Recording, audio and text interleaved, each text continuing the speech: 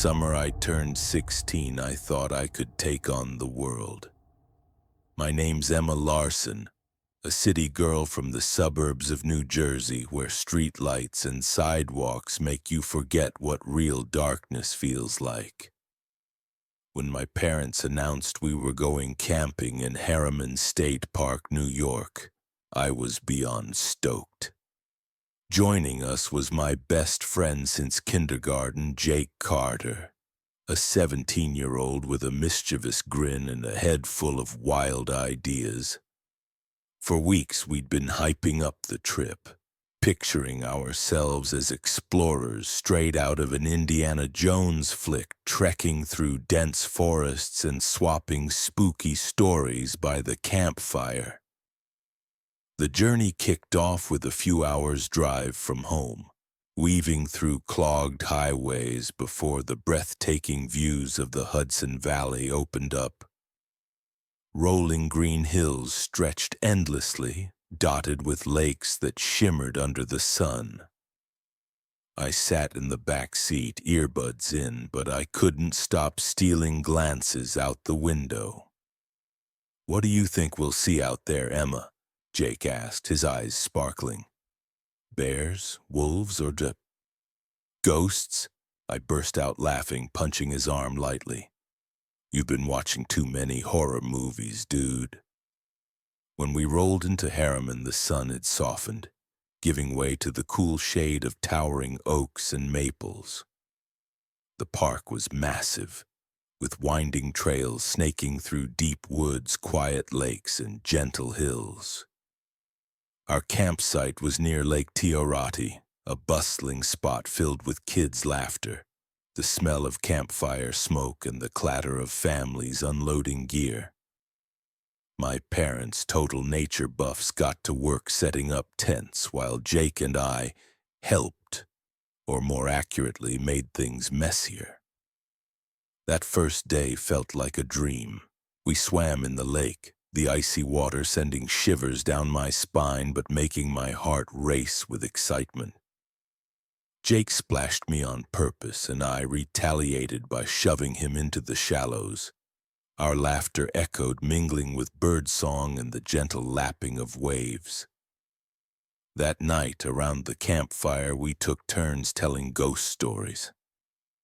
Jake spun a tale about a white-robed spirit haunting the woods, his voice rising and falling dramatically, making me and my little sister Lily, 10 years old, huddle together in mock terror. It was all in good fun, or so we thought. The second night, after a long day hiking the Pine Meadow Trail, Jake and I decided to go on a little adventure. My parents were busy prepping dinner and Lily was passed out in her tent. "Let's take a walk," Jake whispered, his eyes glinting in the firelight. "Just us. Our own private expedition." My heart skipped a beat, not just from excitement, but from a twinge of nerves. The woods at night were a whole different beast, but I didn't want to look like a coward in front of Jake.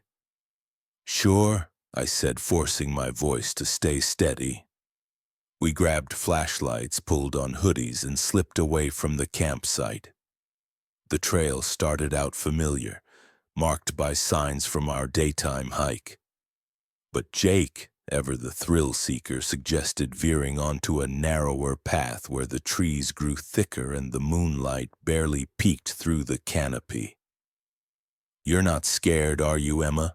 he teased, though I caught a slight quiver in his voice. "Scared?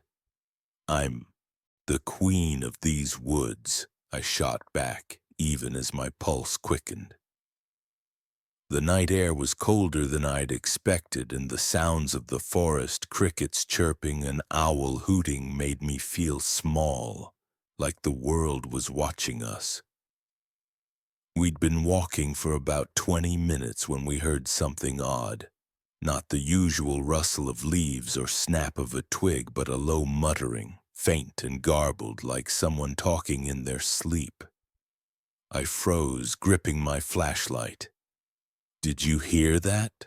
I whispered. Jake nodded, his eyes locked on the darkness ahead. We swept our flashlights over the underbrush, but all we saw were gnarled tree trunks and bushes. Probably just an animal, Jake said, but his tone lacked conviction. I wanted to believe him, but the chill creeping into my bones wasn't just from the weather. We pressed on, but the muttering didn't stop. It grew clearer, like a voice smothered by the dark. My heart was pounding so hard I worried Jake could hear it. Maybe we should head back, I suggested. But before Jake could answer, his flashlight caught something that made us both stop dead. A woman, or rather a figure, was crawling on the ground just a few yards away.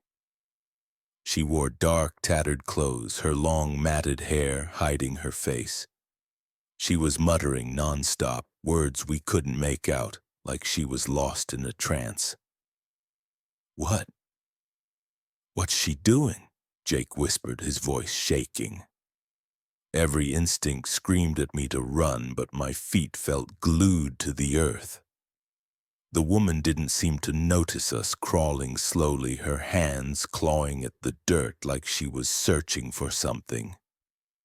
"We should help her," I said, though my voice was barely audible. Jake looked at me like I'd lost my mind, but he nodded. "Hey, are you okay?"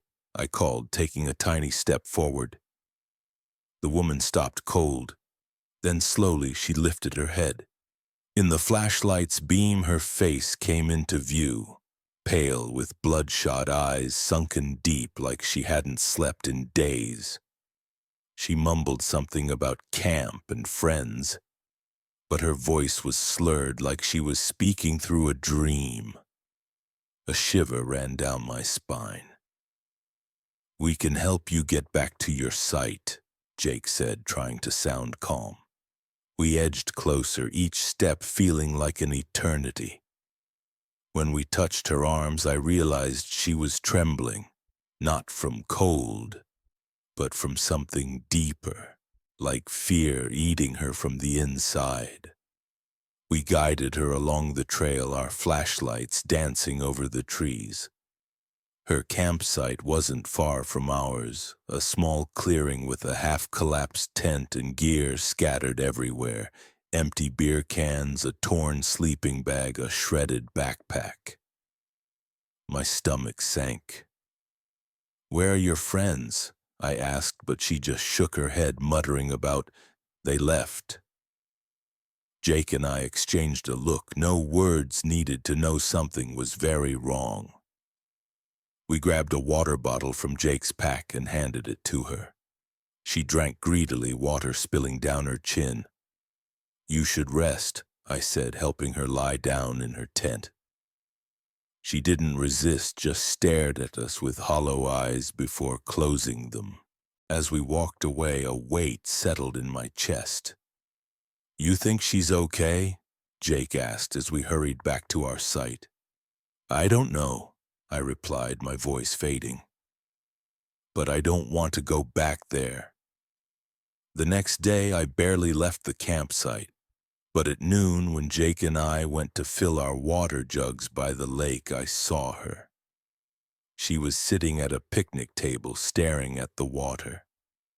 Her eyes were still red, but now they looked exhausted, like every ounce of life had been drained. I waved, hoping she'd smile or nod, but she just glanced at me for a second before turning away. "She gives me the creeps," Jake whispered. I nodded, a knot of dread tightening in my gut. That night I tried to talk Jake out of another walk, but he insisted we couldn't let fear win. "Just a quick loop," he said, though his eyes betrayed his nerves. We stuck to the main trail, flashlights sweeping the bushes. Everything seemed quiet, too quiet. Then we heard it. Not muttering this time, but footsteps, slow and deliberate, like someone trying not to be heard. I grabbed Jake's arm, my nails digging into his skin. We switched off our flashlights, standing still in the dark. The footsteps stopped, then started again, closer. My breath caught as a figure appeared under the faint moonlight. It was her. She stood by a tree, her body rigid, muttering to herself. No phone, no one else. But what sent ice down my spine was her expression when she looked our way. Wild, like a trapped animal. "Run," Jake whispered, and we didn't wait. We bolted back to camp, my heart pounding like it would explode. That night, I couldn't sleep. Around midnight, I heard rustling near our tent. It was soft, but enough to make me sit up, sweat beading on my forehead. Jake was awake too, his eyes wide in the dark. "You hear that?" he whispered. I nodded, barely breathing. The noise stopped, but I couldn't shake the image of her face, those empty yet haunting eyes.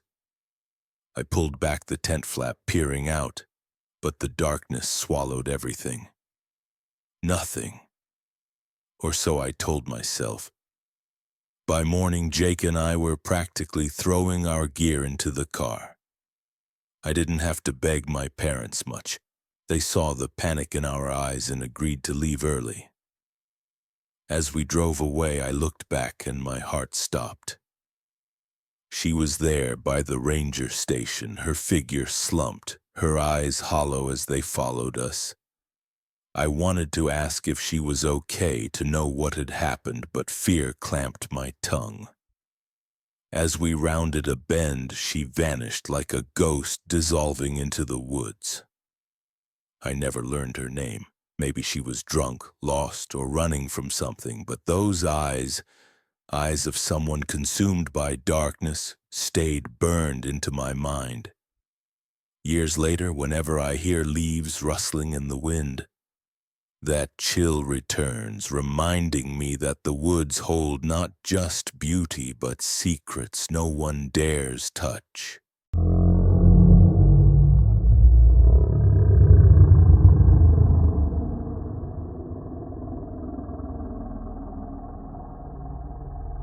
I'll never forget the moment Ryan proposed, his eyes shining under a San Francisco streetlight. I, Sarah Mitchell, 28 years old, cried like a kid and nodded before he could finish. 6 months later, we were newlyweds, cruising up Highway 101 toward Redwood National and State Parks for our honeymoon. Ryan, 30, with his infectious smile and thirst for adventure, convinced me that camping among giant redwoods would beat any 5-star hotel. Swept up in his excitement, I agreed. Our trip started with promise. We left the Bay Area at dawn, the sun just breaking over the horizon. A big storm had torn through the region, leaving broken branches and muddy roads, but we brushed it off. "It's an adventure," Ryan said, gripping the wheel as I sat beside him, singing along to classic rock blaring from the radio. We stopped in Eureka for supplies, extra water, firewood, some snacks. The clerk, an older woman, eyed us curiously. "Be careful," she said. "The woods can get weird after a storm." I laughed, thinking she was joking, but Ryan squeezed my hand like he sensed something. When we reached the park's entrance, the sun was fading. A ranger, tall and lean, stepped out of a wooden booth. "Just you two?" he asked, handing us a permit. "It's quiet this week. You might have the whole place to yourselves." Ryan grinned, turning to me. "Romantic enough for you?" I nodded, but as we drove down the gravel road, unease settled in. The redwoods loomed, their massive trunks blocking the sky. The light was dim, the air thick with the scent of damp earth. Our campsite was a small clearing deep in the forest with just a fire ring and a rickety picnic table. No one else, no kids, no cars, just heavy silence. "It's like a painting," Ryan said, wrapping an arm around my waist. I smiled, trying to ignore the loneliness creeping in. We pitched our tent, cracked open a couple of beers, and watched the sun dip behind the trees. But as darkness fell, I realized this forest was unlike any I'd known. It was too quiet. No birds, no breeze, just the thud of my heartbeat. We decided to take a short walk before dinner, hand in hand, flashlights cutting through the dusk. The redwoods stood like silent giants watching us from above. Half a mile in, we stumbled across a cluster of old cabins long abandoned. Broken windows, sagging doors, walls peeling with moss. "Maybe old ranger quarters," Ryan said, but his voice wavered. A chill hit me like eyes were on us from the shadows. "Let's go back," I said, tugging his hand. Ryan nodded and we hurried away. That night we built a fire, but the damp wood made it a struggle. We grilled hot dogs, laughing at our pathetic outdoor skills, but I couldn't shake the feeling of being watched. As the sun vanished, darkness enveloped us like a thick blanket. The sky was pitch black, no moon, just a few stars peeking through the canopy. "I've never seen a night this dark," I said, my voice trailing off. Ryan pulled me close, whispering, "I've got you." But even his arms couldn't chase away the cold seeping into me. We sat at the picnic table for a bit, straining to hear any sign of life. I hoped for an owl's hoot or rustling leaves, anything to break the silence. Nothing. "Let's call it a night," I said, forcing calm. Ryan agreed, and we doused the fire, double-checking it was out before crawling into the tent. In our sleeping bags, we chatted about our wedding, our future, trying to keep things light. I was drifting off when Ryan grabbed my hand.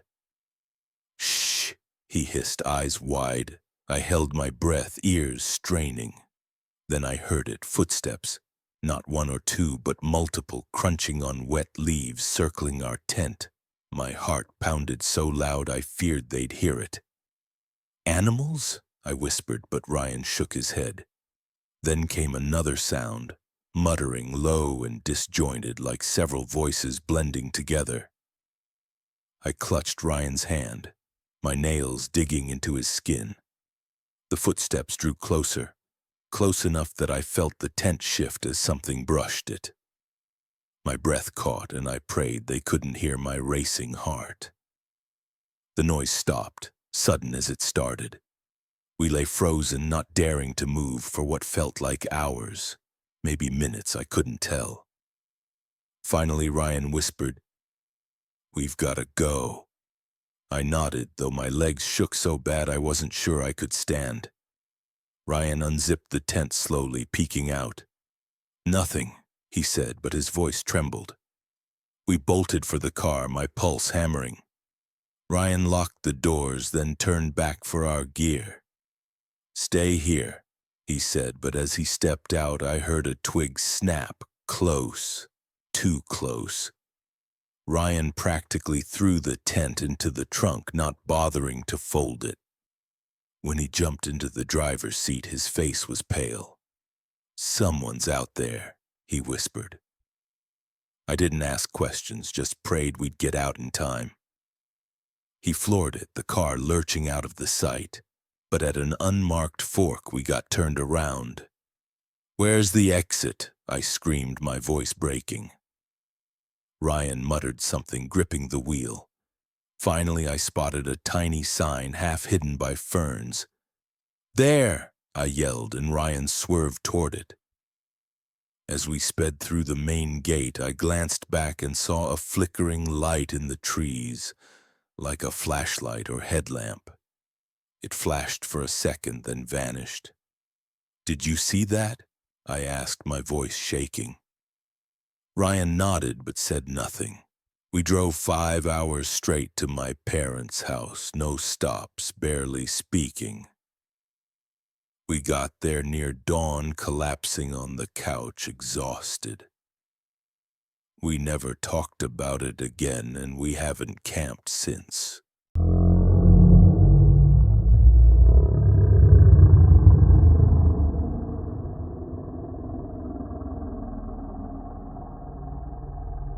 My name's Lucas Bennett, and at 25, my life was a wreck. I just lost my job at a startup in Charlotte. My bank account was running on fumes, and my parents were on my case about every choice I made. "You need to grow up, Lucas," my mom said, her voice dripping with disappointment. I needed out, needed space to breathe. So I decided to go camping alone in Pisgah National Forest, North Carolina. Just me, an old backpack, and miles of wilderness. I thought it'd help me find myself. I was wrong. I drove from Charlotte on a gray Wednesday morning, the sky heavy from recent rain. Pisgah's a stunner. Lush mountains, sparkling creeks, but that day it felt somber. I picked a spot off the beaten path near a creek a few miles from the visitor center. I wanted isolation. No phone, no Wi-Fi, just me and nature. When I parked at a narrow pull-off, my heart raced, not from excitement, but from some nameless anxiety. I hiked 15 minutes into the forest, my pack weighing me down. My campsite was a small clearing surrounded by towering oaks and sycamores. The ground was damp, the air thick with the scent of earth and rotting leaves. I pitched my tent, focusing on each step to push away the unease. But sitting by the creek, listening to the water, I couldn't stop the dark thoughts. I'd failed, at work, with family, with myself. The forest was supposed to heal me, but it just made me feel smaller. That first night I built a fire, though the damp wood took forever to catch. I grilled some hot dogs, ate in silence, watching the flames flicker. But the darkness was heavier than I'd imagined. It wasn't just a lack of light. It felt alive, creeping through the trees, swallowing sound. My flashlight's weak beam barely reached a few yards. The wind in the branches, the creek's trickle.